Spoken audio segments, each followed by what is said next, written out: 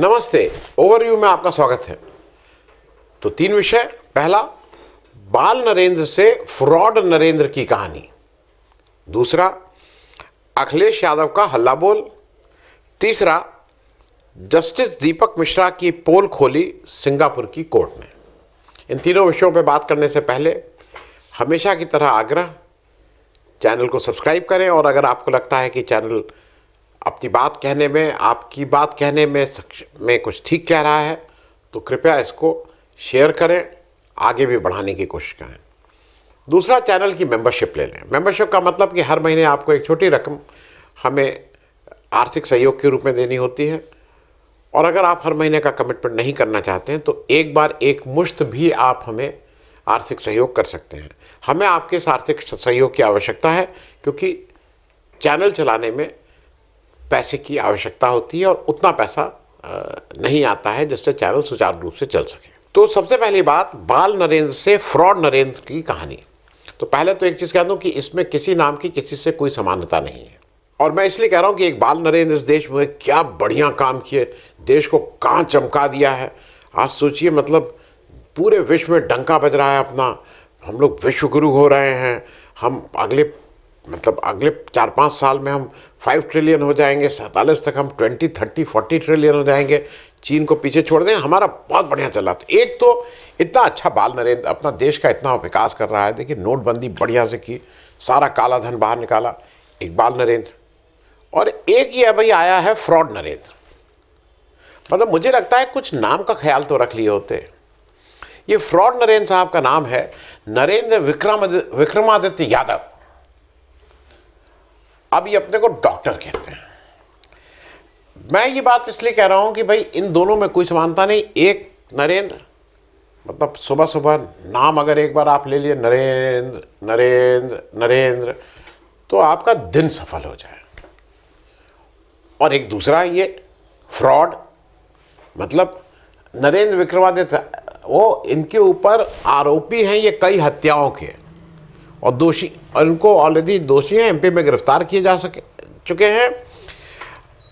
ये भाई साहब एक विदेशी डॉक्टर का नाम लेके, मतलब कोई विदेशी नाम करके यादव जी, नरेंद्र जी, ये लोगों के दिल का ऑपरेशन कर देते थे। हाल में 7 लोग मरे हैं, कितने लोग पहले मर चुके हैं उसकी कोई गिनती नहीं है।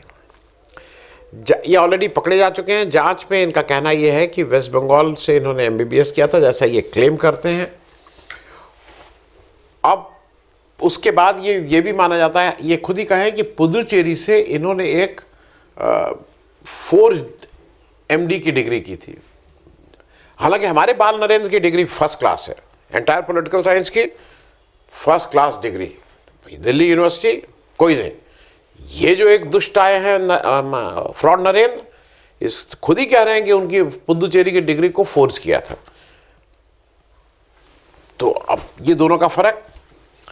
नाम इन्होंने अपना रखा था डॉक्टर नरेंद्र जॉन कैम। बाद में इन्होंने नाम कर लिया था डॉक्टर जॉन कैम। अब ये जॉन कैम जी जो हैं, ये यूके के एक बहुत माने जाने बड़े से हार्ट सर्जन हैं। ये जो फ्रॉड नरेंद्र हैं, ये अमेरिका, यूके सब जगह घूमते रहे, कभी यहाँ कभी वहाँ। खूब इनको घूमना अच्छा लगता था, कहाँ कहाँ का नहीं मालूम। और ये क्लेम करते हैं कि इन्होंने एक यूके से भी डिग्री ली थी और वो डिग्री इंडिया में रिकॉग्नाइज नहीं हुई, इसलिए इनको ये सब फ्रॉड करना पड़ा। अब ये आज से नहीं, फ्रॉड है तो पुराने जमाने से हैं। 1999 में और कोई भी कुछ कर रहा होगा, उससे इसकी कोई समानता नहीं है। ये स्टैंड अलोन अपने तरह के यूनिक फ्रॉड वाले हैं। 1999 में इन्होंने अपने नाम बदलने की कोशिश की, कानपुर में कुछ कागज भी जमा किए पर उसको परस्यू नहीं किया। हालांकि जो असली डॉक्टर जॉन कैम है, वो कहते हैं 5 साल पहले कहीं से उनको भी पता लगा था कि कोई इस तरह का कुछ काम कर रहा है, पर वो ज़्यादा, भाई वो तो यूके में बैठे, वो क्या करते। ये विभिन्न अस्पतालों में इन्होंने नौकरी की है और ये इंडियन मेडिकल एसोसिएशन द्वारा बैन भी हो चुके हैं। अब सोचिए, हमारी लचर व्यवस्था, इंडियन मेडिकल एसोसिएशन बैन कर रहा है और ये भाई साहब दिल का ऑपरेशन दे धड़ाधड़ किए जा रहे हैं। ये बैन डॉक्टर हैं। उनके बाद ये है, फिर ये जिसको कहते हैं ना, क्राइम की दुनिया में आ गए, बढ़िया फ्रॉड नरेंद्र जी। एक इन्होंने ट्विटर अकाउंट खोला और उस ट्विटर अकाउंट में ये बिल्कुल जम के ये भक्त हो गए। भक्ति की कोई कसर नहीं छोड़ी, दे भक्ति पे भक्ति दे। जो ट्रेंड चल रहा था तो भक्तों में सबसे आगे निकलने के लिए जितने भक्ति के काम ये कर सकते थे उतने इन्होंने ट्विटर पे, आप समझते हैं ट्विटर पे भक्ति कैसे होती है। अब इसी बीच इन्होंने एक ट्वीट किया इस फ्रॉड नरेंद्र ने, जिसमें फ्रॉड ट्वीट किया। इन्होंने कहा और अमेरिका से, अरे वो यूके से बन के और इंडिया की गवर्नमेंट इंडिया को किया कि भाई यूपी के चीफ मिनिस्टर योगी आदित्यनाथ जी को फ्रांस भेज दीजिए यहाँ के रॉयट्स को संभालने के लिए। वहाँ रॉयट हुए थे, उसको कंट्रोल करने के लिए कृपया आप अपने, ये लग रहा है कि वहाँ से ये यूके से भेजा जा रहा है। अब उत्तर प्रदेश में तो वाह वाह वाह वाह बाछे खिल गए। सीएम ऑफिस है, सीएम ऑफिस में बहुत नवरत्न बैठे हुए हैं उत्तर प्रदेश में, एक से एक बढ़िया। अभी उसमें से एक नवरत्न जेल चले गए हैं, अभिषेक जी जो डीएम भी थे, लेकिन बढ़िया बढ़िया नवरत्न हैं। उन नवरत्नों ने आओ देखा न ताओ, जब योगी आदित्यनाथ जी को फ्रांस बुलाया जा रहा है रॉयट कंट्रोल करने के लिए, तो चीफ मिनिस्टर के ट्विटर हैंडल से इसको रीट्वीट कर दिया, दे दनादन। अब चलो उत्तर प्रदेश में 65 करोड़ अगर हम उसमें बुला सकते हैं जिनको स्नान करवा सकते हैं, तो ये तो 500-600 करोड़ लोगों को हम भेज सकते हैं। जरूरत होगी तो 2-4 हजार करोड़ों को भेज देंगे ना, हो भले ही दुनिया में 800 करोड़ लोग, लेकिन ऐसा क्या जब नहला दिया 65 करोड़ लोगों को, डुबकी लगवा दी, तो ये कौन सी चीज़ है, रीट्वीट करके दे दनादन दे दनादन। अब क्या हुआ ये, अब फिर वो चीफ मिनिस्टर सेक्रेटेरिएट के जो करता धरता नवरत्न हैं उनको लगा कि नहीं इतने से काम नहीं चलेगा, मुख्यमंत्री जी को और खुश किया जाए। तो डॉक्टर जॉन कैम्प को बुलाया गया और फोटो निकलवाई गई और बात करवाई गई, चीफ मिनिस्टर साहब से की थी, और ये सब अधिकारी कर रहे हैं। अब फोटो खिंच गई, ये चले गए, और इस बीच अब जब इनका बीच में अब बोल तो खुली गई, जब ये डॉक्टर साहब मतलब जॉन कैम्प बंद के लगातार दिल के ऑपरेशन किए जा रहे थे, और ये आज से नहीं है, जो अभी नोन उसमें आया है आज के पेपर इंडियन एक्सप्रेस में है कि जो अभी तक नोन है उसके पहले कितनों को मारे हैं नहीं। 2006 में इन्होंने पहला शिकार किया था। वो पहला शिकार, अच्छा बड़े बड़े लोगों के शिकार करते हैं ये, वो फॉर्मर स्पीकर थे छत्तीसगढ़ के, जो पहली जब छत्तीसगढ़ विधानसभा बनी, राजेंद्र प्रसाद शुक्ला जी, उनको इन्होंने शिकार किया था अपोलो हॉस्पिटल बिलासपुर में। 76 साल के थे उनके बेटे, अब जो 63 साल के अब हैं, वो कह रहे हैं कि लगा तो था कुछ गड़बड़ हो गई है, लेकिन उनका इन्होंने दिल का ऑपरेशन किया और फिर कहा कि नहीं कुछ गड़बड़ है। फिर 18 दिन उनको वेंटिलेटर पर रखा, क्योंकि वेंटिलेटर पर रखने का मतलब माल की बिल्कुल मतलब बरसात होगी। वेंटिलेटर मतलब पौ 12 है जहाँ पे जो अस्पताल है, वेंटिलेटर पर रखा, फिर मर गए। तो ये कहा कि वो तो ओल्ड एज थी इसलिए, लेकिन उनका कहना था कुछ हम लोगों को लगता था। अब मैं जो बेसिक बात जिस वजह से ये बना रहा हूँ, किसको सजा मिलनी चाहिए, लोग मेरे हिसाब से पहला तो वो सिस्टम है, क्योंकि सिस्टम में आईएमए एक डॉक्टर को बैन करता है, वो उसके बाद भी धड़ाधड़ सर्जरी किया जा रहा है। तो हमारे यहाँ कितना सुपरविजन और वो रोकथाम और वो है, वो देखा जा सकता है। और ये हमने सेबी में भी देखा था ना, सेबी में बुज्जी थी जिसकी जांच कर रही हैं अडानी जी की, उसी को बुला के खाना पीना खिला रहे थे, दोनों लोग बैठ के बातचीत कर रहे थे। तो उसी तरह से आईएमए में भी कुछ हुआ होगा, यहाँ के भी कोई होंगे।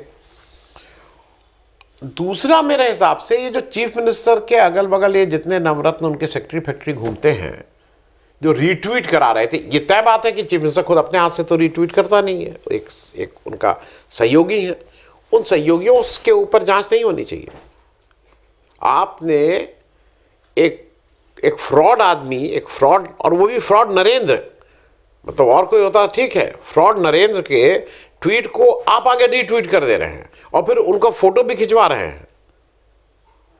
तो मेरे हिसाब से तो पूरी जिम्मेदारी उन अधिकारियों की भी बनती है, क्योंकि ये पूरा इकोसिस्टम जो है, अब इसका कारण क्या है, जैसे ही नारा लग गया ना, वैसे अगर आप भक्त पार्टी में शामिल हो गए तो आपके सारे जो कहते हैं ना, अब वो कहा जाता 1000 खून माफ, तो हो सकता है 1000 से ज़्यादा किए हों तब ये पकड़े गए, लेकिन भक्त बनना इज़ दी ओनली क्वालिफिकेशन। उसके बाद आपसे कुछ नहीं पूछा जाएगा। और ये देश में जो हो रहा है उसमें एक डॉक्टर जॉन कैम नहीं, एक फ्रॉड नरेंद्र नहीं, कई फ्रॉड नरेंद्र अगर ठीक से जांच हो जाए तो पकड़ में आ जाएंगे। अब दूसरी बात, अखिलेश यादव का हल्ला बोल।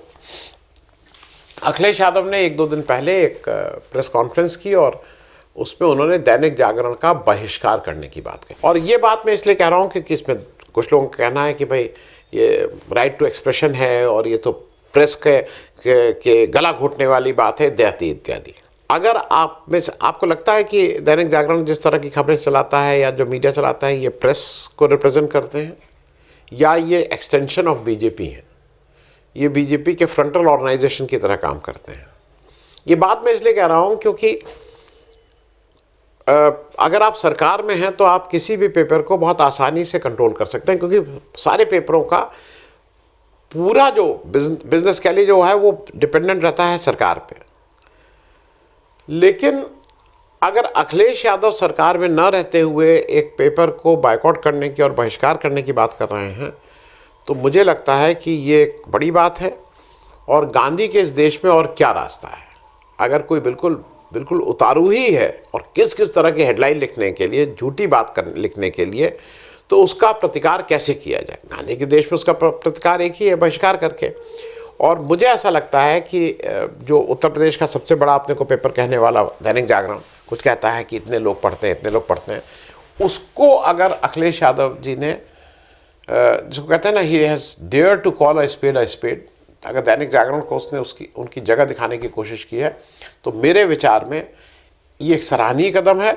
और इस तरह का कोई भी व्यक्ति, कोई भी पेपर अगर और कोई भी नेता अगर इस तरह की बात कर रहा है तो हमें उसके पीछे खड़े होना चाहिए। ये बात मैं सिर्फ इसलिए कह रहा हूँ कि ये प्रेस की स्वतंत्रता ये सब अलग विषय है, लेकिन जिस तरह से प्रेस टारगेट करता है, जिस तरह से दूसरे नेताओं को मतलब विपक्ष के नेताओं को कुछ भी लिख देता है, बीजेपी के मतलब प्रचार लगता है कि प्रचार विभाग का एक सदस्य हो, उस पर अखिलेश यादव के इस कदम की कम से कम मैं तारीफ कर रहा हूँ। अब आ जाइए तीसरी बात, जस्टिस दीपक मिश्रा की पोल खोली सिंगापुर की कोर्ट ने। क्या है मामला? दीपक मिश्रा जी भाई चीफ जस्टिस ऑफ इंडिया रहे हैं दीपक मिश्रा जी। सिंगापुर की मतलब ये मैं इसलिए बता रहा हूँ, सिंगापुर की एक जो कोर्ट ऑफ अपील होता है उनकी हाईएस्ट कोर्ट है, उनकी सुप्रीम कोर्ट है। उसने सुप्रीम कोर्ट के ex chief justice of India Deepak Mishra का कॉपी पेस्ट करने का ऑर्डर क्वैश कर दिया। कॉपी पेस्ट करके ऑर्डर कर रहे थे तो क्वैश कर दिया है।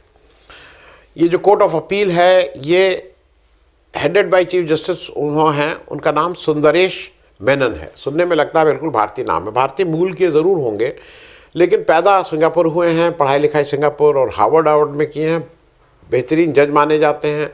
उन्होंने इनके जजमेंट को, इनके आर्बिट्रेशन अवार्ड को क्वैश किया है। मामला क्या है ये समझ लीजिए। मामला ये है कि 3 आर्बिट्रेशन के मामले थे। आर्बिट्रेशन 2 पार्टियों के बीच में एक सिविल वो होता है, अगर एक दूसरे से डिस्प्यूट होता है तो बैठ के बीच में एक पंच बना के एक तरह से प्री डिसाइडेड कि इसको बना लेंगे। आर्बिट्रेशन एक्ट है वो एक लॉ अलग है, दोनों पार्टीज अपनी बात कहती हैं और आर्बिट्रेटर उसको अवार्ड करता है। अब इन्होंने क्या किया था, इन्होंने इस मामले में जो था गवर्नमेंट के रेलवे कॉन्ट्रैक्ट का मामला था जिसमें आर्बिट्रेशन अवार्ड किया गया था। अवार्ड का मतलब फैसला समझ लीजिए आम भाषा में समझने के लिए, क्योंकि वहाँ कंटेस्ट नहीं होता, एक दूसरे की बात सुन के एक पंच व्यक्ति है तो उसको अवार्ड बोलते हैं। अब इसमें 2 इंडियन आर्बिट्रेशन अवार्ड थे और एक इंटरनेशनल आर्बिट्रेशन अवार्ड था, जिसमें अब इन तीनों में 2 चीज़ें कॉमन थी। एक चीज़ ये थी कि सेम पार्टीज थी तीनों आर्बिट्रेशन में, और दूसरी ये कॉमन थी कि तीनों में जस्टिस दीपक मिश्रा प्रिसाइडिंग आर्बिट्रेटर थे, वही चेयर कर रहे थे। अब सिंगापुर की कोर्ट ऑफ अपील ने 40 पेज की एक रूलिंग दी है, जजमेंट समझ लीजिए, रूलिंग मतलब जजमेंट दिया है। उसने जो इंटरनेशनल अवार्ड था, 2 तो इंडियन अवार्ड थे तो वहाँ पे तो उनका लागू नहीं होता है, लेकिन जो इंटरनेशनल अवार्ड था उसको सेट असाइड कर दिया है, ये कहते हुए कि जो आर्बिट्रेशन अवार्ड जस्टिस दीपक मिश्रा की चेयरमैनशिप में दिया गया, उसमें 451 पैराग्राफ थे, 451 पैराग्राफ, जिसमें से 212 पैराग्राफ जो 2 इंडियन आर्बिट्रेशन अवार्ड किए थे जस्टिस दीपक मिश्रा की चेयरमैनशिप में, उससे हूबहू कॉपी पेस्ट है। ये एक गंभीर आरोप, क्या मतलब, इस पे तो उन्होंने जजमेंट ही दे दिया है। अब दीपक मिश्रा जी के बारे में भी समझ ले कौन है जस्टिस दीपक मिश्रा, क्यों इतने इंपॉर्टेंट हैं। ये चीफ जस्टिस ऑफ इंडिया थे और ये वही हैं जिनके अगेंस्ट कॉलेजियम में 5 सीनियर मोस्ट होते हैं, उसमें चीफ जस्टिस ऑफ इंडिया को निकाल दीजिए तो जो 4 उसके बाद के सीनियर मोस्ट थे, 4 जजेस ने एक, अगर आपको याद हो, 2018 में एक प्रेस कॉन्फ्रेंस की थी जस्टिस दीपक मिश्रा के इस तरह के व्यवहार से कि वो इंडिपेंडेंट और न्यायोचित नहीं करते हैं, वो अपने मनमानी ढंग से कोर्ट चला रहे हैं, अपने मनमाने ढंग से लोगों को मुकदमे दे रहे हैं। और उस समय जस्टिस, ये जो 4 जस्टिस आए थे, justice Chelameswar, justice Ranjan Gogoi, justice Madan Lokur और जस्टिस कुरियन जोसेफ, ये 4 लोगों ने बाकायदा प्रेस कॉन्फ्रेंस की थी चीफ जस्टिस ऑफ इंडिया के कंडक्ट कि किस तरह से बायस्ड होके कर रहे हैं। अच्छा, इसमें दो और आर्बिट्रेटर और थे, लेकिन वो दोनों आर्बिट्रेटर इंडियन आर्बिट्रेशन में नहीं थे, तो इसलिए ये मानना कि उनको ये पता है कि क्या था, वो नहीं है। उनको नहीं पता था कि इस तरह का एक अवार्ड ऑलरेडी दीपक मिश्रा जी दे चुके हैं, तो ये सिर्फ दीपक मिश्रा जी को मालूम था। कौन आर्बिट्रेटर होता है भी समझ लीजिए, जज साहब लोग, जो आपको लगता है ना कि जज साहब तो रिटायर होने हो गए, अब क्यों चुप रहते हैं, अब क्यों अगर बेईमानी हो रही है, कुछ खराब हो रहा है देश के लिए, तो मुंह पे ताला क्यों लगा रहता है? आर्बिट्रेशन के चलते। आर्बिट्रेशन में हर लगे ना फिटकरी, बढ़िया जगह आर्बिट्रेशन होता है। आर्बिट्रेशन कोई झुग्गी झोपड़ी में नहीं होता है, मिनिमम 5 स्टार होटल, नहीं तो 7 स्टार 8 स्टार बड़ी जगहों पे होता है। खाना पीना सब पार्टीज देंगी, जज साहब से कोई नहीं। और पैसा जो आर्बिट्रेशन फीस है वो जज साहब के, मतलब एक सिटिंग की फीस नॉर्मली जो महीने भर की तनख्वाह जज साहब की होती है उससे ज़्यादा एक सिटिंग की आर्बिट्रेशन फीस होती है जनरली। खूब माल है, जिम्मेदारी कुछ है ही नहीं, पब्लिक आई से कोई मतलब ही नहीं है, बड़े आदमियों के झंचोचले हैं, क्योंकि इसमें कोई रिक्शे वाला तो जाके आर्बिट्रेशन में जाएगा नहीं। अरे बड़े बड़े 10,000 करोड़ की कंपनी, 20,000 करोड़ की कंपनी, इस तरह की कंपनीज जाएंगी, तो माल भी बढ़िया, अगल बगल कोई पसीने और सीने वाला कोई वो भी नहीं, बढ़िया डीओ फियो लगा के, सूट फूट पहन के, टाई लगा के, धीरे धीरे बोलेंगे टाई से गला कसा रहेगा तो ठीक से बोलेंगे, खाना हाथ से नहीं खाएंगे, चम्मच कांटे छुरी से कुछ खा पी के 7 स्टार होटल में बढ़िया से टंच होके जाएंगे, वो आर्बिट्रेटर है। तो इसलिए फीस का तो पूछिए ही मत। और एक्सपेक्टेड क्या है, हर आर्बिट्रेटर मेरिट पे वो करेगा, वो कॉपी पेस्ट उसमें कहा है सिंगापुर के उस 40 पेज के कि कॉपी पेस्ट ये प्रूफ कर रहा है कि आप प्री जज थे, आपने पहले ही से तय कर लिया था, वहां से निकाल के उसका माल इधर करके आपने वो कर दिया। अब मूल प्रश्न ये है कि इंटरनेशनली भारत का चीफ जस्टिस ऑफ इंडिया, जो x chief justice of India है, जो सबसे न्याय के सबसे आखिरी पायदान पे बैठे हुए व्यक्ति के बारे में अगर एक कोर्ट ये कह रही है, तो क्या हमारे देश का सम्मान बढ़ा है, या आप डिसाइड करिए। दूसरा, क्या फीस वापस करेंगे? एक गलत आर्बिट्रेशन अवार्ड किए हैं तो क्या फीस वापस करेंगे? जो माल काटा है उसमें, खाना पीना छोड़ दीजिए, खाना पीना तो गया और ठीक है, वो हो गया, प्रकृति को हो गया, लेकिन जो असली माल जो नोट गिना गया है वो वापस करेंगे? और क्या फ्यूचर के लिए is eligible for any arbitration? कि अगर बायस आपकी ये पकड़ में आ गई कि आप तो कॉपी पेस्ट करते हैं, चोरी का काम कर रहे हैं। और मुझे ये लगता है कि ये क्वालिटी ना केवल जस्टिस दीपक मिश्रा की क्वालिटी पे प्रश्न चिन्ह है, ये हमारी पूरी न्यायिक व्यवस्था के क्वालिटी पे प्रश्न चिन्ह है। थैंक यू सो मच, धन्यवाद।